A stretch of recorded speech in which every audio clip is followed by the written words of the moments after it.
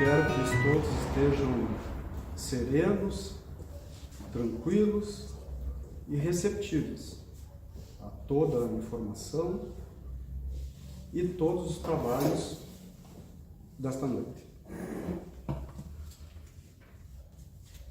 Trago o tema A Vida e Suas Existências. Mas pensamos,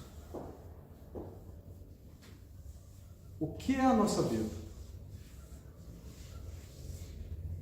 Será que nascemos, crescemos e logo dali umas décadas morremos, desencarnamos e tudo fica para trás? Alguns dizem também que nascemos, nos desenvolvemos e na hora da morte iremos para um determinado local, ficaremos ali como se fosse uma dormência e voltaremos quando tudo estiver aqui resolvido, quando aqui for um dito paraíso, retornaremos novamente. Há quem diga também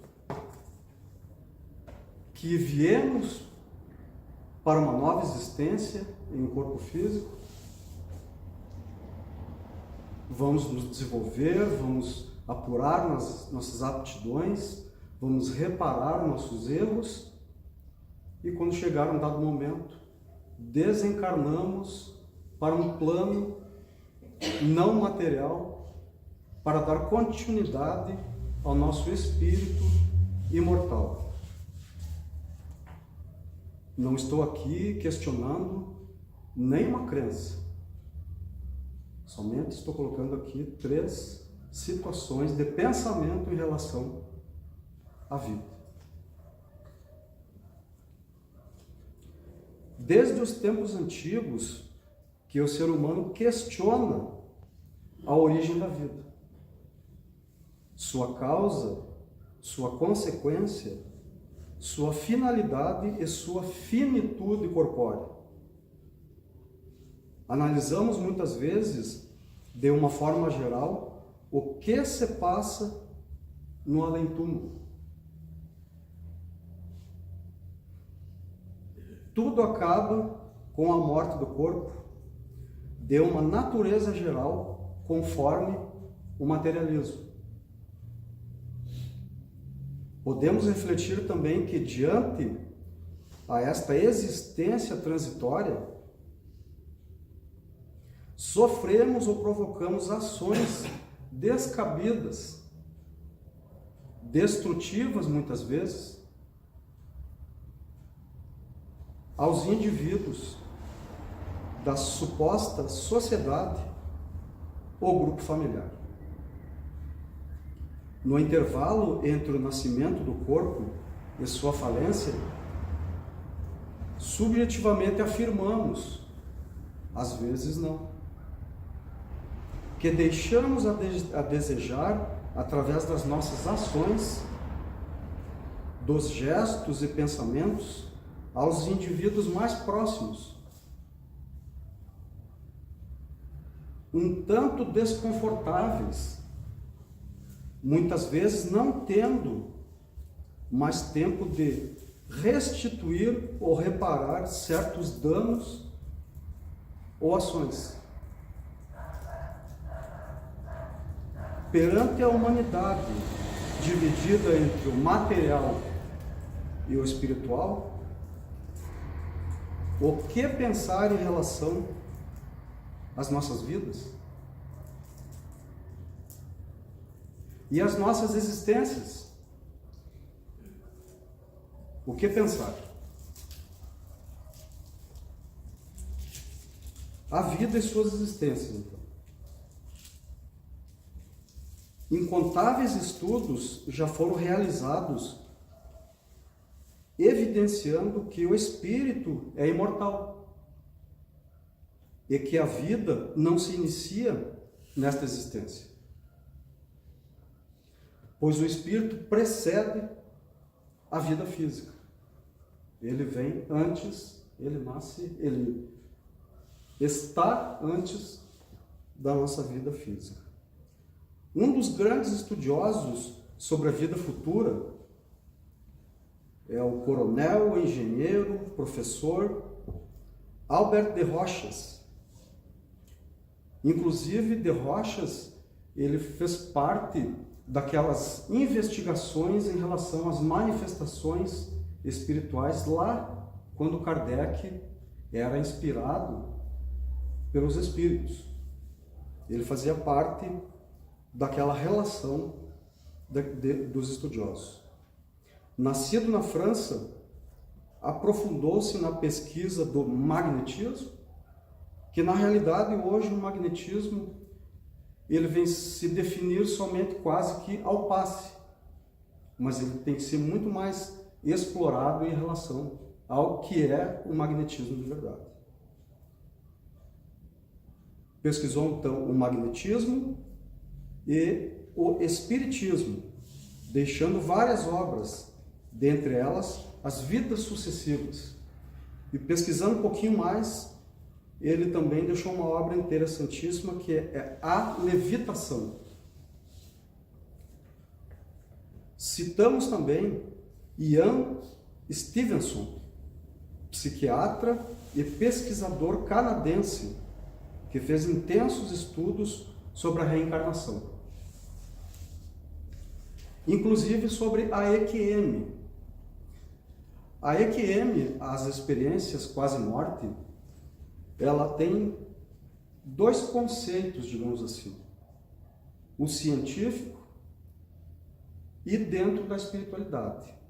Já não é tão marcante para aqueles que estudam ali na segunda parte do Livro dos Espíritos sobre a emancipação da alma. A EQM, em relação, dentro do Espiritismo, em relação é uma emancipação da alma. Posterior, vamos ver aqui os sintomas da experiência quase-morte e como o Espiritismo está trazendo isso. Tenho aqui do estado do Paraná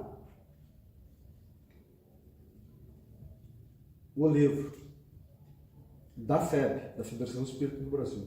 Espiritismo e Experiências de Quase-Morte, por Gesiel Andrade, é o escritor. Ela vai, o Espiritismo sim vai tratar dentro das emancipações da alma, como o sonambulismo, como a dupla vista, que é como se em estado acordado, ativo, como se víssemos, entre tudo isso, estado de vigília, uma imagem ou uma cena que trouxesse algum conhecimento ou alguma reflexão em relação àquilo. Pois bem, Ian era da Europa e escreveu os livros Reencarnação e 20 casos sucessivos de reencarnação, estudado em diversos países. E por sua vez também, Brian Weiss, também estudioso da matéria, escreveu livros O Passado Cura, A Terapia através das Vidas Passadas e outro livro, Muitas Vidas.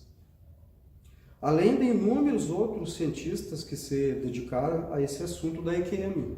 Como disse, na visão espírita não tem essa ciência, digamos assim. Ela é muito bem definida para quem estuda ou para quem já leu o Livro dos Espíritos. Pois bem. Mas para os que não acreditam nessas verdades, poderemos direcionar esse entendimento somente para a presente existência. Se estamos aqui, o que vai acontecer com nós e o nosso corpo, e o nosso princípio inteligente.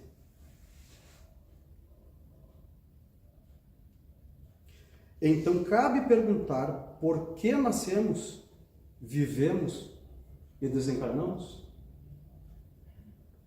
Com qual objetivo Deus, como inteligência suprema e causa primária de todas as coisas, iria criar um espírito, um ser inteligente da natureza, para viver uns poucos anos e tudo acabar sem nenhum outro sentido lógico? Seria Deus justo colocar o benevolente e o maledicente na mesma fila? Seria Deus justo pensando dessa forma?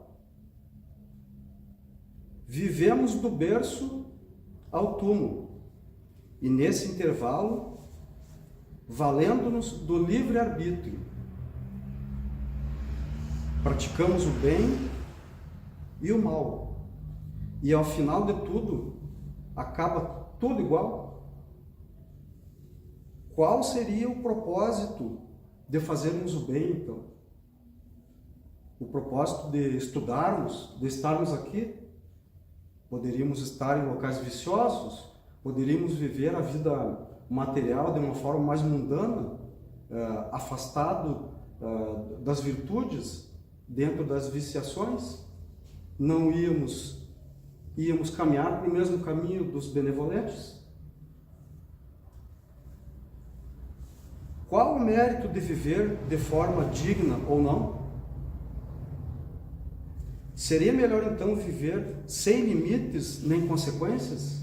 Foi o que disse. Seria melhor?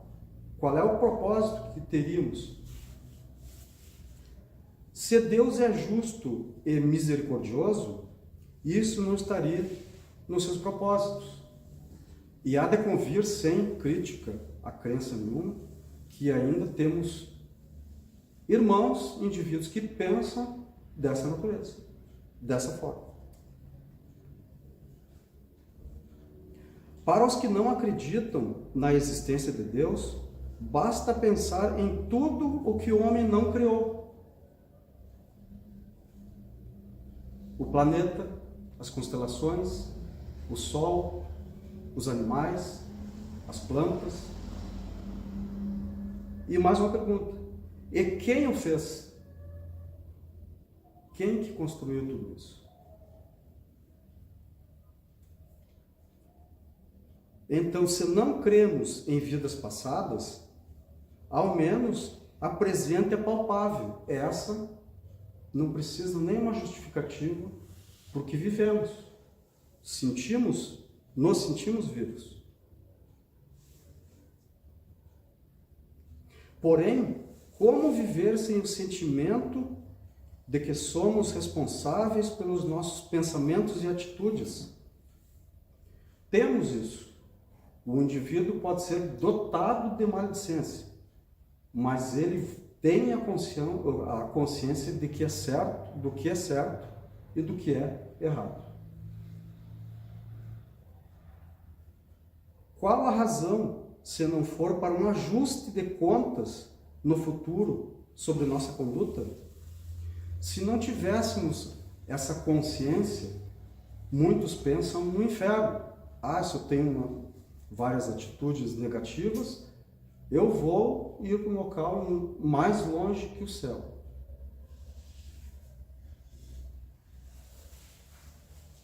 A centelha divina descansa em todos nós. Quando procurarmos Deus, é no nosso íntimo que Ele está. Cabe-nos despertar para o enfrentamento da vida, aceitá-la e compreendê-la.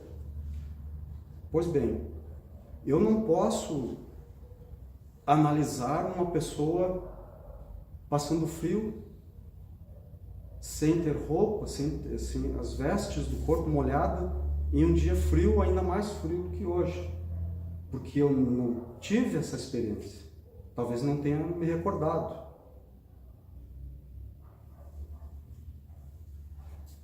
Mas em relação às nossas enfermidades, os nossos sofrimentos e as nossas dores, temos que entender a nossa existência. Temos que entender que por algum motivo, estamos sofrendo.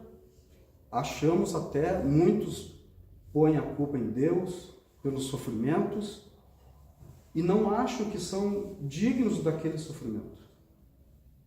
Aí que entra a resignação. Temos que entender que esses sofrimentos é para a nossa evolução. Ainda precisamos do sofrimento para evoluir.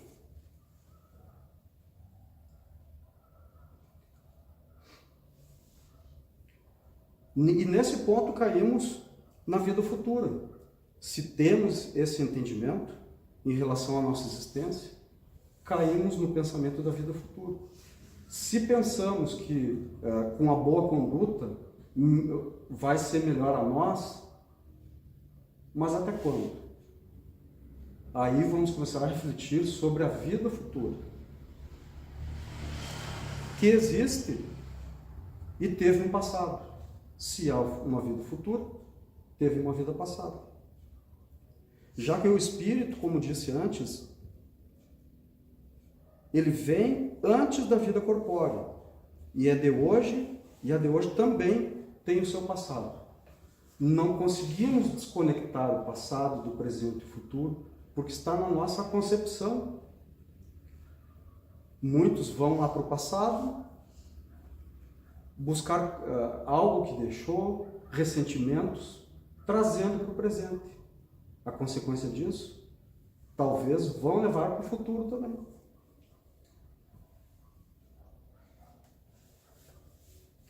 Observemos que diz o apóstolo Paulo lá em Coríntios, capítulo 15, versículo 35 a 44. Alguém dirá, diz o apóstolo Paulo, como ressuscitarão os mortos? Ele quis dizer, como é que esse corpo vai se manter, esse corpo físico? E com que corpo virão? Semeia esse corpo natural, ressuscitará corpo espiritual. Se há corpo natural, há também corpo espiritual.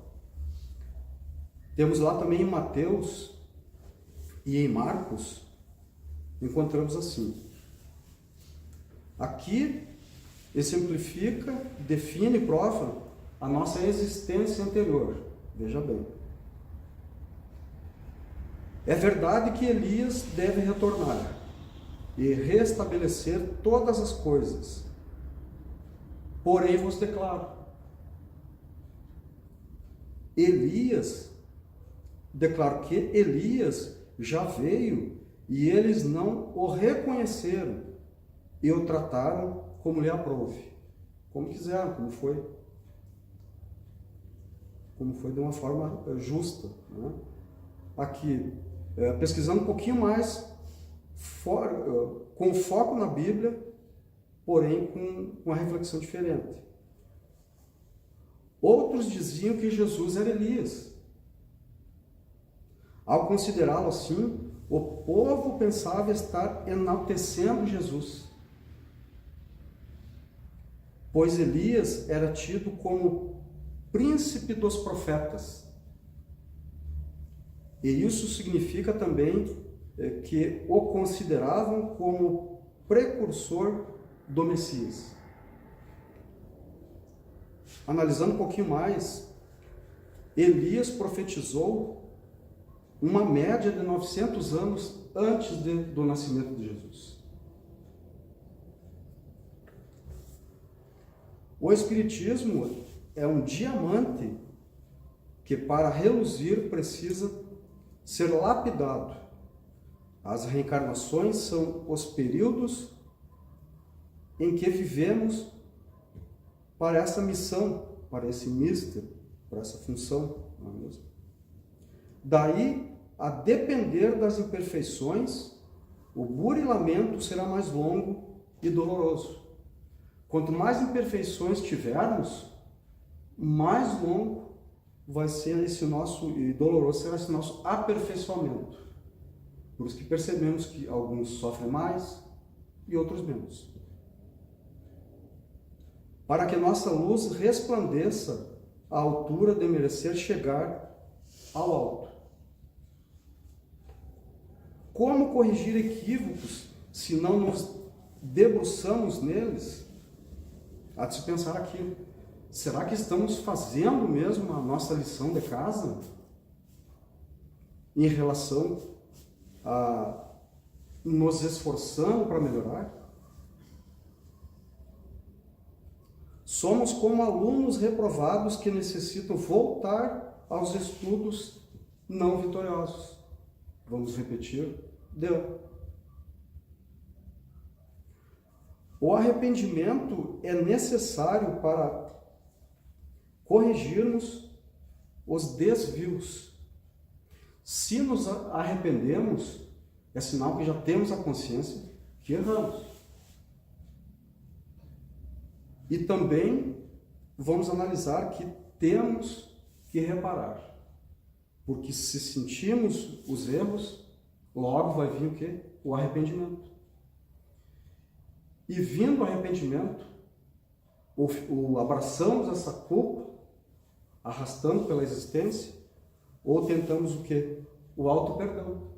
Para que eu peça perdão, desculpas ou reparo o dano físico, talvez, eu preciso me arrepender e me perdoar. Senão eu não vou dar passo em lugar nenhum. Se eu pensar com a minha vaidade e o meu orgulho, aquilo vai ficar latente em mim, num sofrimento. Talvez a existência ou algumas outras. Mas a reparação daquilo que fizemos equivocadamente é urgente. Jesus lá em Mateus: reconcilia-te com o teu adversário enquanto estiver no caminho com ele. Isso é urgente. Assim ela, a reparação, né? Somente acontecerá se vivenciarmos as situações e consequências. Às vezes tomamos uma atitude diferente e nos colocamos no local daquela pessoa e percebemos: opa, eu errei, eu pisei na bola com aquela pessoa. As consequências dos males praticados. Não existe penas eternas. O nosso soberano Deus não ia nos escravizar numa pena eterna, sem o perdão, sem a reparação. Qual de nós que não ia perdoar um filho, um neto, um amigo? Não é mesmo?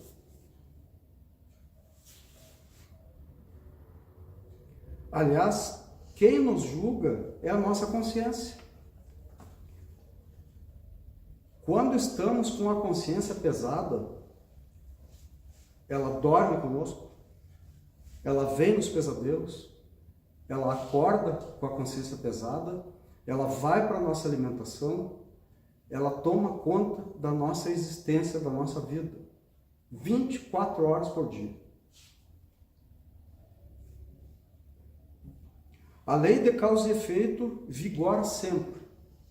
Sempre a lei de causa e efeito vai existir. A reencarnação é uma das maiores evidências da misericórdia de Deus para todos nós.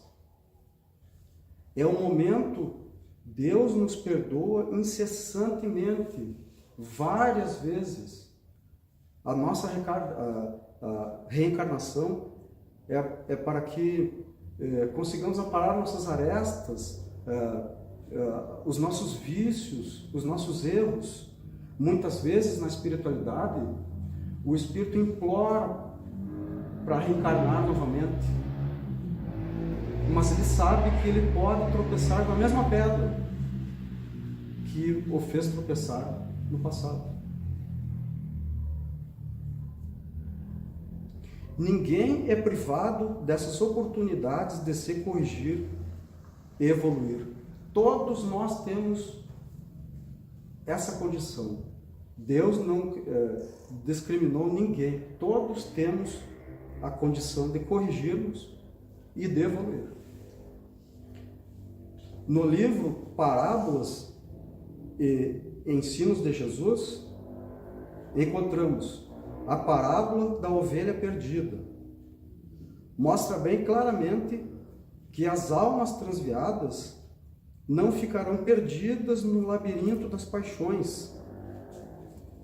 Vejamos, quando a gente observa que as paixões, todo o final das paixões é a tristeza, porque ela é envolvida com a ilusão. Nem as furnas onde medram os abrolhos, isso aqui são buracos, furnas, em locais pedregosos, não ficaremos nesse local. O Pai não quer a morte do ímpio, não quer a condenação do mal, não quer do ingrato, do injusto, mas sim a regeneração e sua salvação, sua vida e sua felicidade. Ele não quer a morte do ímpio. Se Ele nos dá a condição de virmos aqui novamente, é porque Ele acredita e confia na nossa reforma.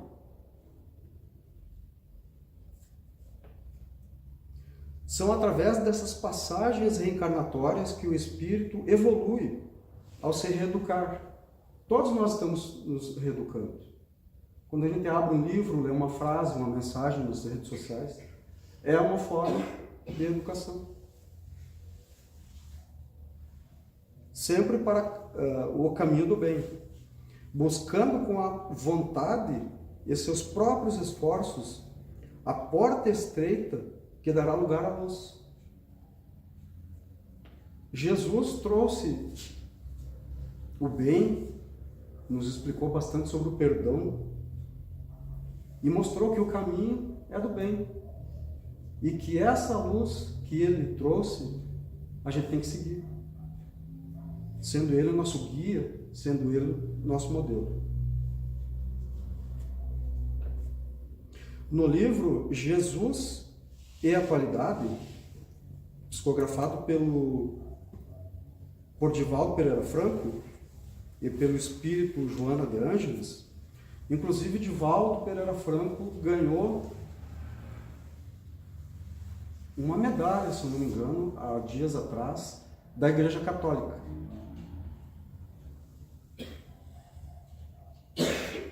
Divaldo Pereira Franco e pelo espírito Joana de Ângeles consta: a psicoterapia que ele utilizava era centrada na reencarnação, Jesus, não é mesmo? Por saber que o homem é o modelador do próprio destino. Vou repetir, para mim gravar melhor. O homem é o modelador do próprio destino. Então tudo passa por as nossas mãos, nosso pensamento. Existe um pensamento, dentro da doutrina espírita, o plasmar, não é mesmo? Plasmamos é uma coisa material significante em relação. Plasmamos para a reforma da nossa casa, não é mesmo?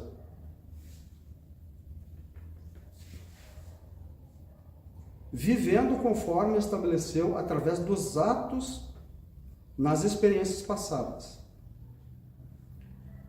Por tal razão, jamais condenou Jesus, né, a quem quer que fosse, sempre oferecendo a ocasião para reparar o prejuízo e a recuperar-se diante da própria vida, né, bem como da consciência divina. Quando temos a consciência que erramos e temos que reparar, temos que mudar nosso comportamento, já começa a aquecer no nosso íntimo, no nosso âmago, a consciência divina. Já começamos a ter uma melhor compreensão em relação daquilo que fizemos.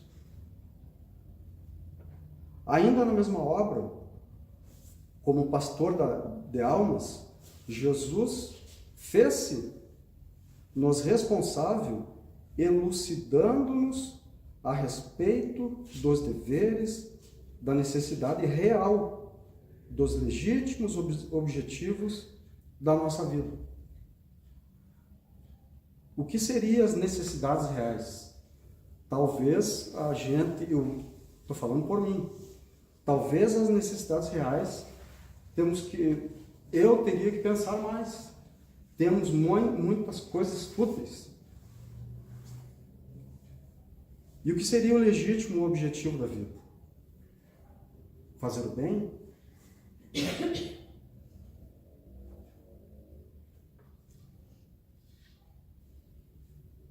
E já quase o tempo encerrando, somente uma última frase. A vida é um ciclo infindável de experiência para o espírito. Não há fim em relação às experiências que o espírito tem. Então, a nossa existência aqui é transitória, é passageira, e muitos de nós por aqui voltaremos. Nós vamos caminhar na luz de Jesus para que possamos voltar aqui nesse plano ou em outro, mais aliviados, para diminuir nossos sofrimentos e melhorar nossas ações com os nossos irmãozinhos. Que a luz de Jesus esteja aquecendo e conduzindo o coração de cada um. Obrigado pela paciência em me ouvir.